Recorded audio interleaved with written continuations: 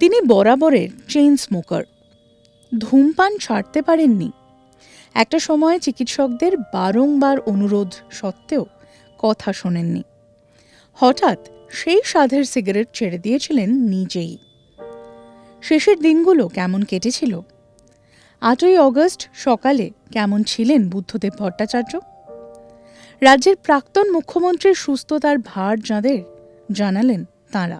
সবাই জানেন উনি খুব স্মোক করতেন, স্মোক করেই সিওপিডিটা হয়েছে।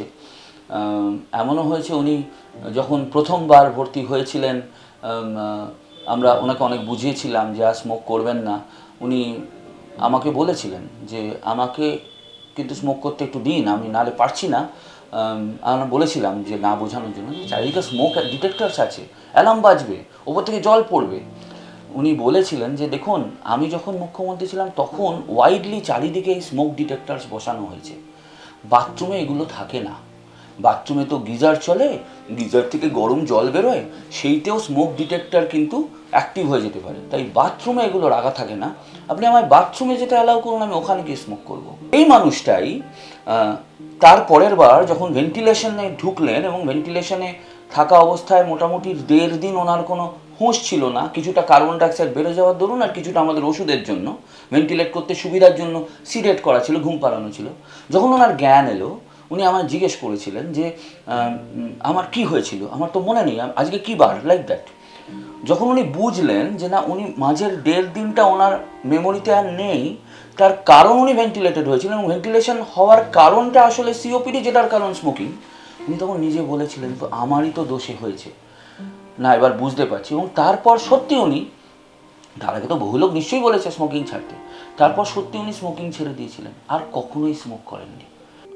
দেখুন, মানে ওনাকে তো আমি দেখছি, মানে এই এত অসুস্থতা, যে চোখের দৃষ্টিশক্তিও যে খুব ভালো তা নয়, শ্বাসকষ্ট হচ্ছে, হ্যাঁ, এই অবস্থাতেও আমি গেলেও কিন্তু প্রতিবার আমরা যাচ্ছি, উনি অসুস্থ, স্যার কেমন আছেন, উনি কিন্তু সাথে সাথে কিন্তু ঘুরিয়ে যে হ্যাঁ ডক্টর মাইতি, হ্যাঁ আপনি কেমন আছেন, হ্যাঁ, যে এই কুশল বিনিময় এবং সবসময় জিজ্ঞাসা করা যে হ্যাঁ ওনার শ্বাসকষ্ট হচ্ছে, উনি কিন্তু আমাদেরকে সেই অবস্থাতেও কেমন আছেন জিজ্ঞাসা করা।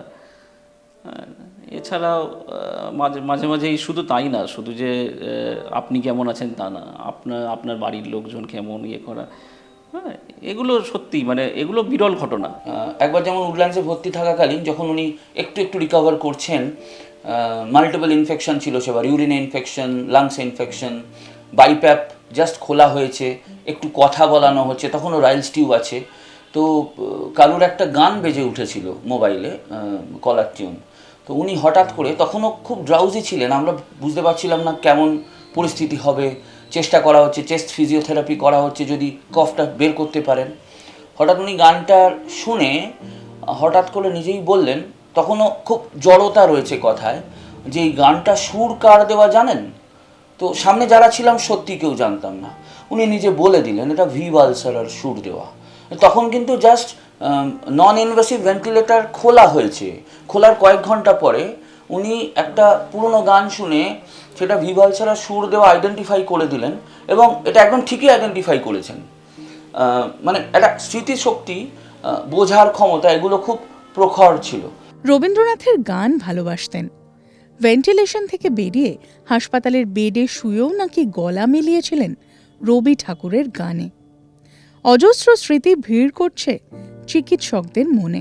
তার হচ্ছে যে প্রত্যেক দিন খবরের কাগজ কাউকে পড়ে শোনাতে হয়, চোখে যেহেতু দেখতে পাচ্ছেন না, সেটা আমরা দেখেছি। তার ধরুন টিভির খবর, তিনি বিশেষ করে তিনি দূরদর্শন চ্যানেলটাই দেখতেন আর কি, দূরদর্শনের খবর এইটা শোনা। আপনারা এটা সবাই জানেন যে এই প্রচণ্ড শারীরিক অসুস্থতার অবস্থাতেও তিনি অনুলেখকের সাহায্য নিয়ে একটি বই লিখেছিলেন, এবং সে বই থেকে যে আয় তার হয়েছিল সেটা পুরোপুরি তার রাজনৈতিক দলের তিনি যেটাতে ছিলেন সেখানে তিনি পুরো রয়্যালিটি দান করে দিয়েছিলেন। মানে এইভাবে যদি আমরা ভাবি যে এই মানুষটাকে কখনোই কিন্তু আমরা ভেঙে পড়তে দেখিনি। যেটা হয় মঙ্গলবার দিন একটা সিঙ্গেল এপিসোড অফ ফিভার হয়, হ্যাঁ, ওই একটাই এপিসোড, এবং তার জন্য আমরা empirical antibiotic, broad spectrum antibiotic শুরুও করি। গতকাল টেস্ট করা হয়, গতকাল কোনো জ্বর ছিল না, এবং অদ্ভুতভাবে টেস্টের যা রিপোর্ট যথেষ্ট ভালো আসে। হ্যাঁ, যে ভীষণভাবে ভয়ার্থ একটা টেস্টের রিপোর্ট, হ্যাঁ, ল্যাবরেটরি রিপোর্ট, তা কিন্তু নয়। কিন্তু এই যে বললাম যে আমাদের এই এত কিছু ডিজিজ প্রসেসের ব্যাকগ্রাউন্ডে একজন মানুষের sudden cardiac attack, sudden cardiac death হতে পারে।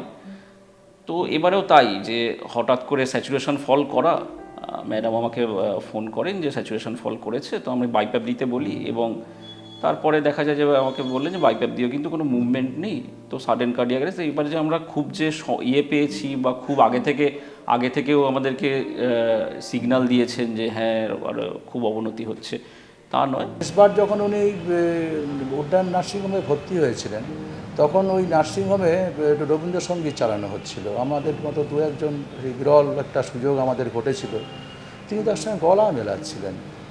এইটাও আমরা লক্ষ্য করেছি আর কি। এবং একেবারেই এই অসুস্থতার মধ্যে তার তখন বাইপাপ ভেন্টিলেটর থেকে জাস্ট বের করা হয়েছে তাকে। রবি ঠাকুর ছিলেন তাঁর শেষ সময়ের সঙ্গী। চলেও গেলেন 23শে শ্রাবণ। পড়ে রইল তাঁর 2 কামরার ফ্ল্যাট, অসংখ্য বই আর রবি ঠাকুর।